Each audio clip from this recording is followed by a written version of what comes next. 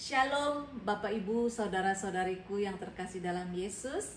Kembali kita akan merenungkan firman Tuhan dalam renungan malam GKPA Penjernihan Senin 19 September 2022.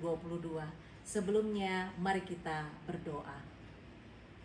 Bapa Surgawi, Bapa di dalam Yesus, sungguh kami mengucap syukur untuk segala kasih karunia yang Kau sudah limpahkan dalam kehidupan kami hingga malam hari ini Tuhan.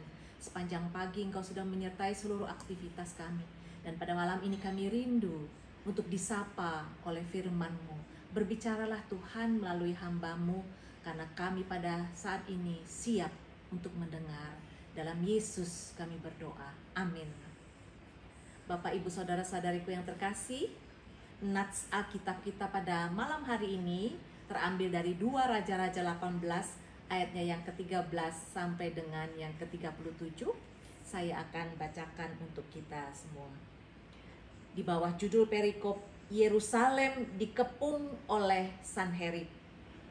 Dalam tahun ke-14 zaman Raja Hizkia, majulah Sanherib, Raja Asyur, menyerang segala kota berkubu negeri Yehuda, lalu merebutnya. Hizkia Raja Yehuda mengutus orang kepada Raja Asyur di Lakis dengan pesan, "Aku telah berbuat dosa, undurlah daripadaku. Apapun yang kau bebankan kepadaku akan kupikul." Kemudian Raja Asyur membebankan kepada Hizkia Raja Yehuda 300 talenta perak dan 30 talenta emas. Hizkia memberikan segala perak yang terdapat dalam rumah Tuhan dan dalam perbendaharaan istana raja. Pada waktu itu Hizkia mengerat emas dari pintu-pintu dan dari jenang-jenang pintu bait Tuhan yang telah dilapis oleh Hizkia, Raja Yehuda. Diberikannya semuanya kepada Raja Asyur.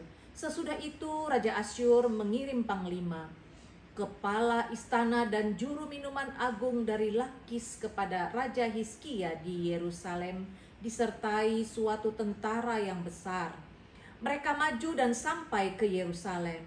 Setelah mereka maju dan sampai ke situ, mereka mengambil tempat dekat saluran kolam atas yang di jalan raja pada padang tukang penatu.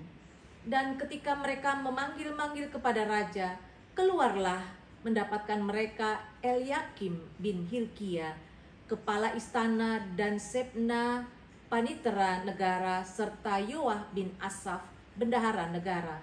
Lalu berkatalah juru minuman agung kepada mereka, "Baiklah, katakan kepada Hizkia, beginilah kata Raja Agung, Raja Asyur, kepercayaan macam apakah yang kau pegang ini? Kau kira bahwa hanya ucapan bibir saja dapat merupakan siasat dan kekuatan untuk perang? Sekarang kepada siapa engkau berharap, maka engkau memberontak terhadap aku? Sesungguhnya engkau berharap kepada tongkat bambu yang patah terkulai itu, yaitu Mesir, yang akan menusuk dan menembus tangan orang yang bertopang kepadanya. Begitulah keadaan Firaun, Raja Mesir, bagi semua orang yang berharap kepadanya. Dan apabila kamu berkata kepadaku, kami berharap kepada Tuhan Allah kami, bukankah Dia itu yang bukit-bukit pengorbanannya dan mesbah-mesbahnya telah dijauhkan oleh Hizkia, sambil berkata kepada Yehuda dan Yerusalem, di depan mesbah yang di Yerusalem inilah kamu harus sujud menyembah. Maka sekarang baiklah, bertaruh dengan tuanku Raja Asyur. Aku akan memberikan 2000 ekor kuda kepadamu jika engkau sanggup memberikan dari pihakmu orang-orang yang mengendarainya. Bagaimanakah mungkin engkau memukul mundur satu orang perwira tuanku yang paling kecil, padahal engkau berharap kepada Mesir dalam hal kereta dan orang-orang berkuda? Sekarang pun adakah di luar kehendak Tuhan aku maju melawan tempat ini untuk memusnahkannya? Tuhan telah berfirman kepadaku, majulah menyerang negeri itu dan musnahkanlah itu. Lalu berkatalah Eliakim bin Hilkia, Sebna dan Yoah kepada juru minuman agung, silakan berbicara dalam bahasa Aram kepada hamba-hambamu ini. sebab kami mengerti. Tetapi janganlah berbicara dengan kami dalam bahasa Yehuda sambil didengar oleh rakyat yang ada di atas tembok. Tetapi juru minuman agung berkata kepada mereka, adakah tuanku mengutus aku untuk mengucapkan perkataan-perkataan ini hanya kepada tuanmu dan kepadamu saja? Bukankah juga kepada orang-orang yang duduk di atas tembok, yang memakan tahinya dan meminum air kencingnya bersama-sama dengan kamu? Kemudian berdirilah juru minuman agung dan berserulah ia dengan suara nyaring dalam bahasa Yehuda. Ia berkata, dengarlah perkataan Raja Agung, Raja Asyur. Beginilah kata Raja, janganlah Hizkia memperdayakan kamu, sebab ia tidak sanggup melepaskan kamu dari tanganku. Janganlah Hizkia mengajak kamu berharap kepada Tuhan dengan mengatakan, tentulah Tuhan akan melepaskan kita dan kota ini tidak akan diserahkan ke dalam tangan Raja Asyur. Janganlah dengarkan Hizkia, sebab beginilah kata Raja Asyur, adakanlah perjanjian penyerahan dengan aku dan datanglah keluar kepadaku. Maka setiap orang daripadamu akan makan dari pohon anggur dan dari pohon aranya, serta minum dari sumurnya.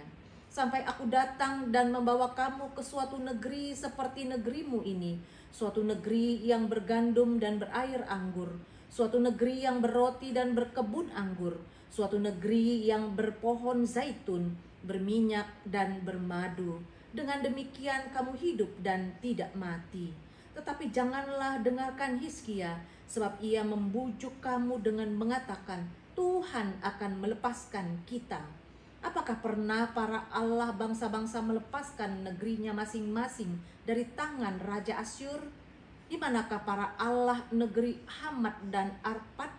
Di manakah para Allah negeri Sefarwaim, Hena dan Iwa?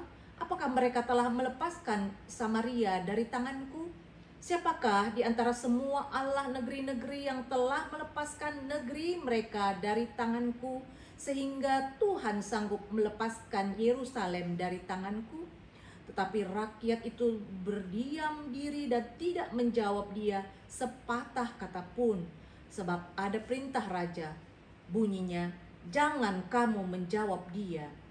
Kemudian pergilah Eliakim bin Hilkia kepada istana, dan Sebna panitera negara dan Yoah bin Asaf bendahara negara menghadap Hizkia dengan pakaian yang dikoyakkan, lalu memberitahukan kepadanya perkataan juru minuman agung. Amin. Sedemikian jauh pembacaan Alkitab kita pada saat ini. Bapak, Ibu, Saudara-saudariku yang terkasih, saya memberi tema manusia sombong. Di tengah kehidupan kita yang penuh kompetisi, kesuksesan kerap menjadi tolak ukur kehidupan. Kesuksesan dapat membuat seseorang merasa diri hebat dan berkuasa. Tak heran ada banyak orang yang sudah meraih kesuksesan akhirnya justru menjadi penindas sesamanya.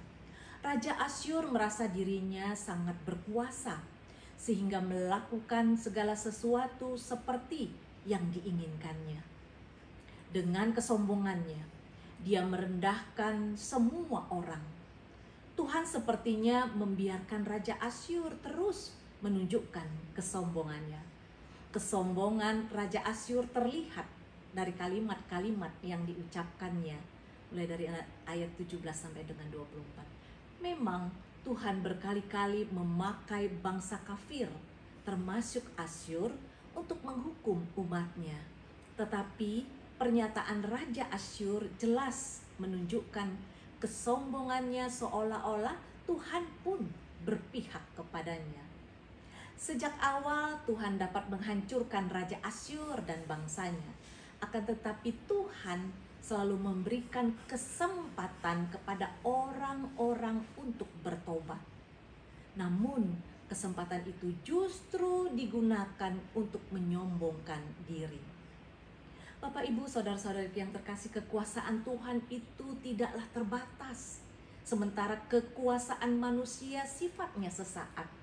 Karena itu janganlah takut terhadap orang-orang yang berkuasa di dunia ini.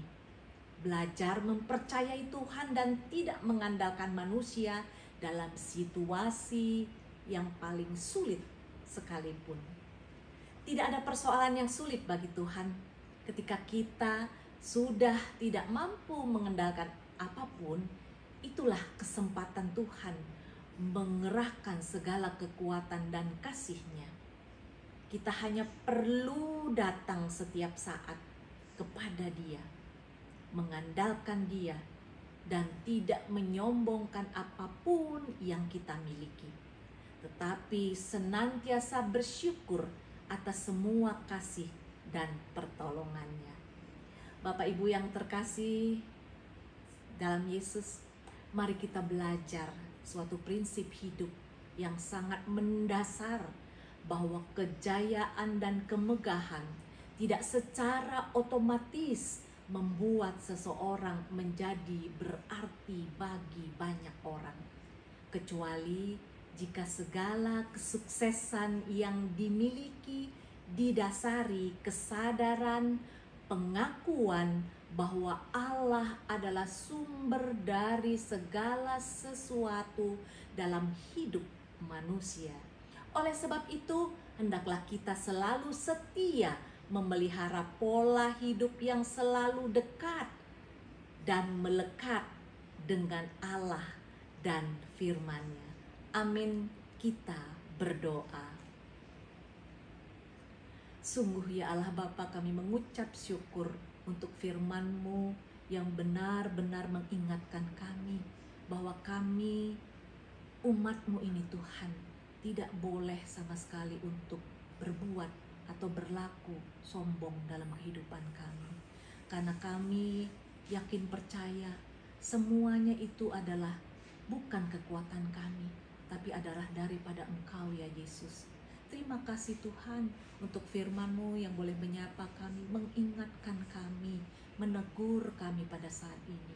Biarlah firman-Mu itu termeterai dan senantiasa melekat dalam kehidupan kami, sehingga kami mampu melakukannya, bahwa dalam hidup kami harus betul-betul yakin percaya Engkaulah sumber dari segala berkat di dalam kehidupan kami, bukan kekuatan kami.